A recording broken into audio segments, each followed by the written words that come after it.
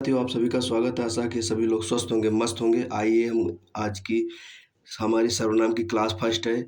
आइए सभी लोग देखते हैं कि इस क्लास के बारे में जानकारी करते हैं दोस्तों।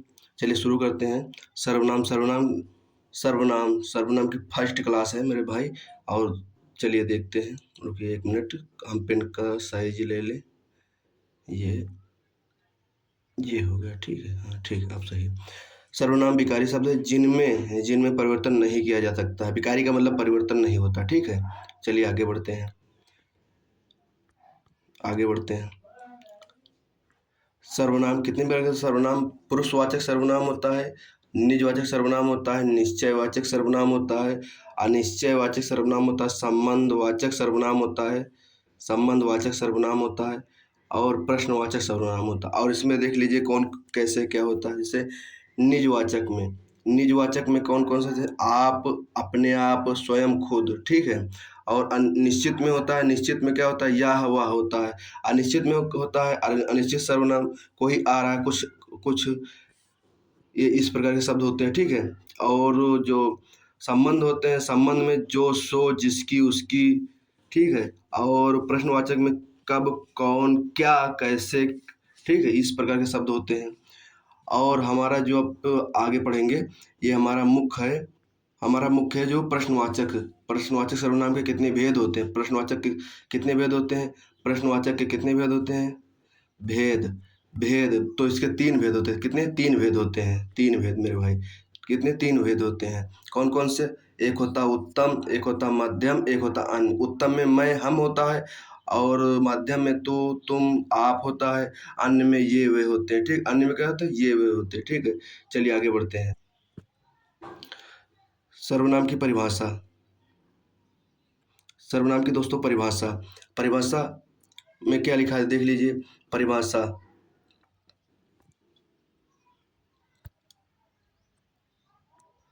दोस्तों, परिभाषा ये आगे। परिभाषा में क्या है? परिभाषा में आपको पढ़ना है, सर्वनाम एक विकारी शब्द है। सर्वनाम क्या है? एक विकारी शब्द है जिसमें परिवर्तन नहीं हो सकता, ठीक है। सर्वनाम एक विकारी शब्द है जिसमें परिवर्तन नहीं हो सकता है। जो शब्द संज्ञा के स्थान पर प्रयोग में लाए जाते हैं उन्हें हम सर्वनाम कहते हैं। क्या कहते हैं? उन्हें हम सर्वनाम कहते हैं। जैसे, और दूसरी परिभाषा है, जिसे हम सर्वनाम का प्रयोग कर शब्दों की पुनरावृत्ति से बचने के लिए सर्वनाम का प्रयोग करते हैं। जैसे जैसे देखिए, मोहन कल ऑफिस नहीं आया क्योंकि मोहन का स्वास्थ्य ठीक नहीं था। यानी 2 बार मोहन मोहन कहा गया। अब मोहन का सर्वनाम हम रख देंगे। जैसे उसका, ये उसका सर्वनाम रख दिया गया। यानी 2 बार। जैसे मोहन कल ऑफिस नहीं आया क्योंकि उसकी तबीयत या स्वास्थ्य नहीं ठीक था, ठीक है। चलिए आगे बढ़ते हैं। आगे देखिए, सर्वनाम का अर्थ होता है, सर्वनाम का क्या अर्थ होता है? सर्वनाम का अर्थ होता है सबका नाम, सबका नाम। यानी सर्व का मतलब सबका होता है, नाम का मतलब किसी का भी नाम, ठीक है। चलिए आगे बढ़ते हैं। आगे, रजत 7वीं कक्षा में पढ़ता है। एक उदाहरण ये देख लीजिए। रजत 7वीं कक्षा में पढ़ता है। रजत के पिता डॉक्टर हैं। तो यहाँ पर सर्वनाम का प्रयोग करके रजत का एक ही बार प्रयोग कर दिया गया है। यहाँ पर देख लीजिए क्या है, संज्ञा रजत हो गए और उसके और उसकी ये सर्वनाम हो गए, ठीक है। चलिए आगे बढ़ते हैं। सर्वनाम के 6 भेद होते हैं। सर्वनाम कितने भेद होते हैं? 6 होते हैं। सर्वनाम के सर्वनाम के 6 भेद होते हैं। अब सर्वनाम की संख्या कितनी होती है? तो सर्वनामों की संख्या 11 होती है, ठीक है। कितनी होती है? 11 होती है, 11। सर्वनामों की संख्या कितनी होती है? 11 होती है, ठीक है, 11। चलिए आगे बढ़ते हैं। मैं, ये जो 11 होते हैं, ये होते हैं मैं, तो, आप, यह, वह, जो, सो, कोई, कुछ, कौन, क्या। ये 11 होते हैं।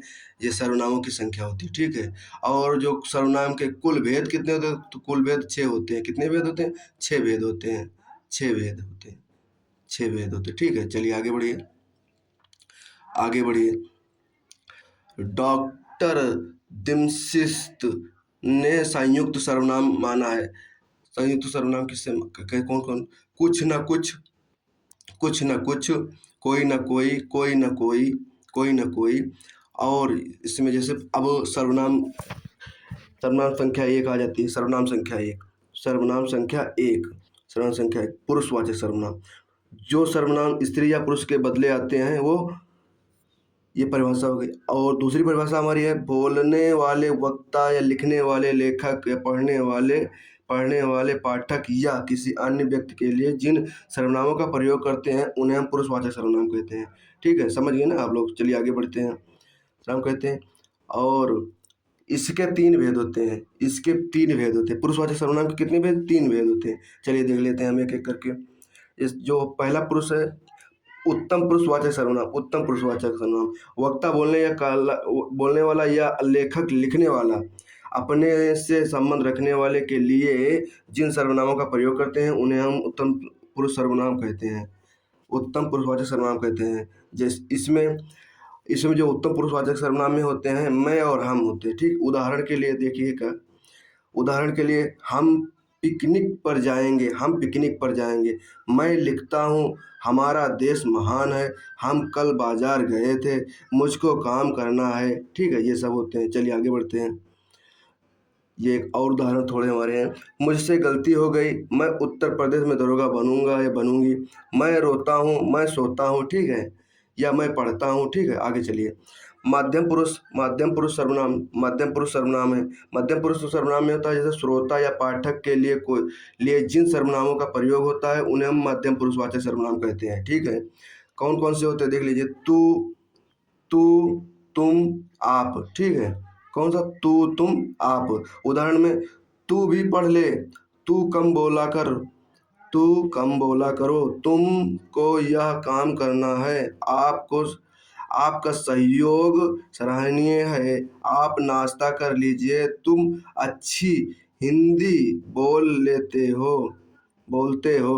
ठीक है, चलिए आगे बढ़िए। नोट्स में क्या लिखा है देखिए। नोट में क्या लिखा हुआ है? यदि आप सर्वनाम शब्द का प्रयोग किसी दूसरे के लिए किया जाता है तब वह मध्यम पुरुष सर्वनाम होता है। जैसे आप अच्छा गाते हैं, ये मध्यम पुरुष है। आप अच्छा गाते हैं, ये मध्यम पुरुष है। आप भला तो जग भला, ये निजवाचक है। आप भला तो जग भला, ये निजवाचक है। निज में मतलब अपने आप को दर्शाता है। ठीक है, चलिए आगे बढ़ते हैं। चलिए आप अगली क्लास नेक्स्ट हमारी कल मिलेगी आप सभी को। इस क्लास से अगर आप सहमत हैं, अगर आपको अच्छी लगी क्लास तो आप इस क्लास को लाइक करेंगे और चैनल को सब्सक्राइब करेंगे और इस वीडियो को ज़्यादा से ज़्यादा शेयर करेंगे मेरे दोस्त, और विश्वास करेंगे इस चैनल पर पढ़ करके इसकी PDF और इससे नोट बना सकते हैं और अपनी तैयारी को अच्छे से कर सकते हैं। धन्यवाद साथियों।